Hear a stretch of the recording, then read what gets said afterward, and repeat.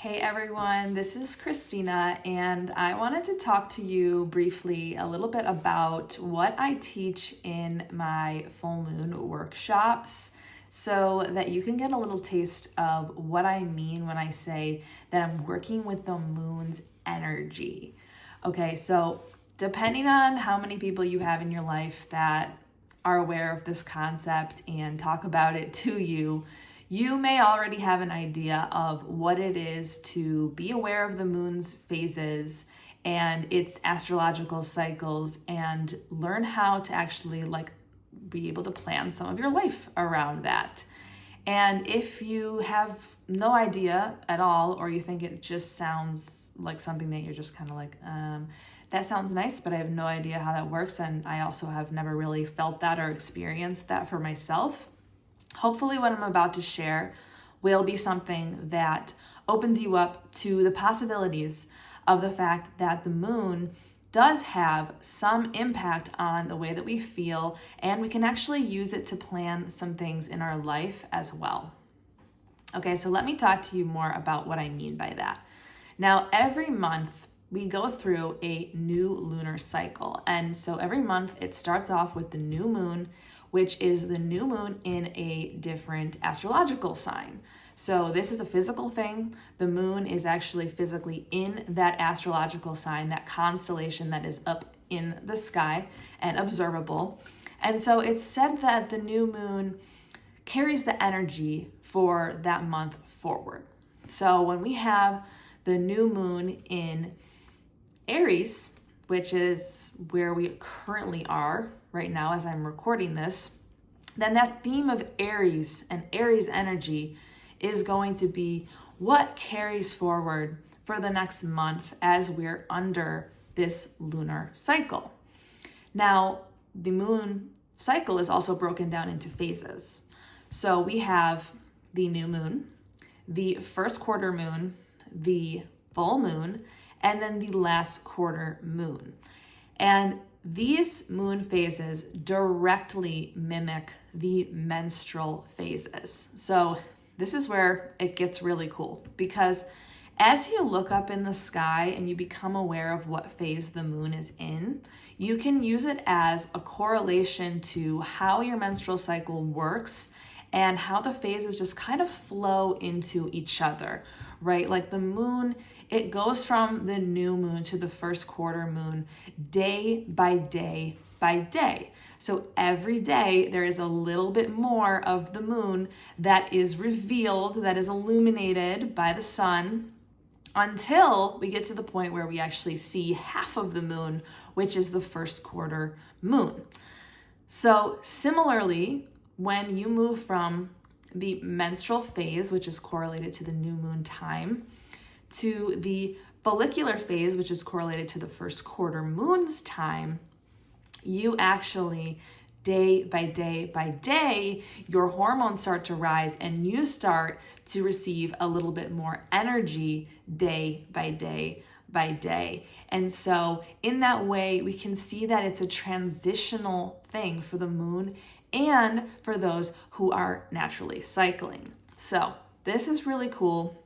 Always fun to see something in nature actually paralleling and mimicking what's going on in our bodies, right? And it really just reminds us that we are connected to something greater and that our bodies have just this innate wisdom and things that we probably really don't even understand yet. And I'm sure more will be revealed as time goes on. But we do know that the moon is intricately linked to the menstrual cycle. So this is awesome. And what I think may be a little point of confusion sometimes is how if you are not, let's say, menstruating with the new moon, does that still mean that the new moon is correlated to your menstrual time? And I'm going to answer that. So yes, it does. However, it doesn't mean that your menstrual cycle needs to align that way with the moon's phases, okay? That would be unreasonable because everyone has a different menstrual cycle and everyone's timing of their menstrual cycle is very different. Now, they say that back in the day when we had less light and light pollution, that women were actually more attuned to the moon and the moon cycles because we actually saw the moon more frequently. So actually viewing the moon and our eyes taking in that light and just becoming aware of the phases that the moon was going through regularly, and just think about how much more in tune you would be with that if the moon was your only light source in the evening, right?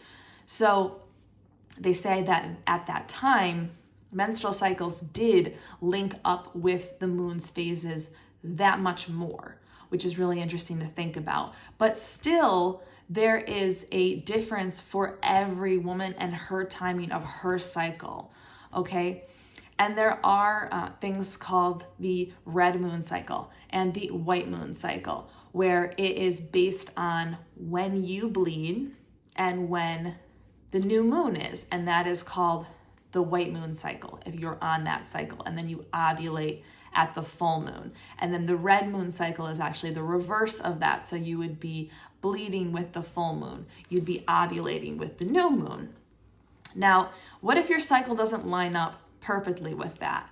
Well, that's when you are encouraged to use your cycle as your own personal moon time, okay? So when you menstruate, you think about the energies of the new moon. The energies of the new moon are restful. They are internal. They are an internal process. Think about the moon is dark, okay? So there's not that much light going on outside. It's a good time to go inward. It's a good time to naturally just be in that restful zone. And so when we are menstruating, we can look at it as if we are in our own new moon time, even if the moon is not new in that current moment. It's okay. All right. So that is why learning about the energy behind each moon phase is really helpful for also at the same time learning about your menstrual cycle and your menstrual phases. And that's why I love to teach these parallels together, because I think that they really make a lot of sense. And once you start to actually tune in, then you're going to notice that you actually feel these energies and these pulls at different times of the month naturally. Now, like I said, you may be on a menstrual cycle that is very different from what is actually happening in the moon's phases. And that's where I'm currently at right now. So I'll share with you a little bit about how I integrate that into my life. So even though I don't bleed necessarily right on the new moon, I always look at my menstrual phase time as the time that I need to focus more on myself, and I need to reduce my energetic output in the world. I have found that this is what works the best for me. It's what makes me the healthiest human and the healthiest version of myself. And I've been able to design a life that works around this. I've been able to use my voice and been able to arrange the commitments that I have to meet this need and this desire that I have to take it easy around my personal new moon time, aka my menstrual phase. Now, that being said, when I do experience the new moon, I also feel that same sense of restfulness and turning inward from the people around me. And this happens very naturally because I do not think that everyone I know is necessarily aware of the moon's phases and is consciously thinking about the fact that it's the new moon. However, the moon's gravitational pull, it stands to reason that it impacts us as human beings, as we are so comprised of water. And the moon, we know that its gravitational pull affects the tides and different bodies of water. And there's a lot of resources out there where you can check out more information about that. It's definitely worth looking into, especially if you've never really felt this sense of thinking that the moon has any impact on your life or the lives of other people around you. And while I'm not here to sell you into that, because there's nothing to gain from having you believe that way, this practice is really here to support a meaningful way of looking at time and the passage of time and natural cycles that are very ancient and have been here as long as any of us can remember. So when you are in the new moon time physically, so let's say the moon is actually physically new and we go outside and we don't see it in the sky, you may start to notice that you do not experience the same energy as when the moon is in its opposite expression, which is at the full moon time. Okay, I generally end up feeling like days that the moon is new are just so peaceful. And there's this sense of just renewal, like it's the start of something fresh, and we all get a clean slate.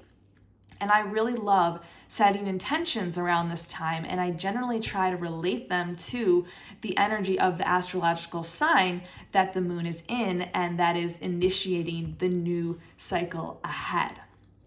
And then at the full moon, I generally notice that this is when people come out of the woodwork. And this is when I feel like energy is really high and a lot of people are expressing themselves, and they're expressing themselves loudly. And sometimes that looks like a healthy expression, and sometimes it's a little bit scary and it feels a little bit chaotic and wild. And it's funny because as I've learned about the moon's phases and cycles over the last 5 or so years, I've started to actually notice that people just out in the public are also aware of it and think about it, even if it's just a fleeting passing moment. But this happened to me not too long ago when I was at my veterinarian's office, and I was there bringing my dog, and some of the vet techs kind of started talking about how it had been a crazy day. And then they chalked it up to the fact that it was the full moon and that the energy was really high. And that is something that they had observed before, which I thought was so interesting, being in a business where you interface with a lot of people directly, regularly. And they were noticing, yeah, I really feel and can sense when the moon is in this time. And last summer, my husband and I started to run a farmer's market. And so we had this community event and a day where people could come and shop at the market, and we did it pretty much every single week at the same day and time. And I started to actually notice a correlation between the moon's phases and the amount of market traffic that we got and the amount of people that actually showed up.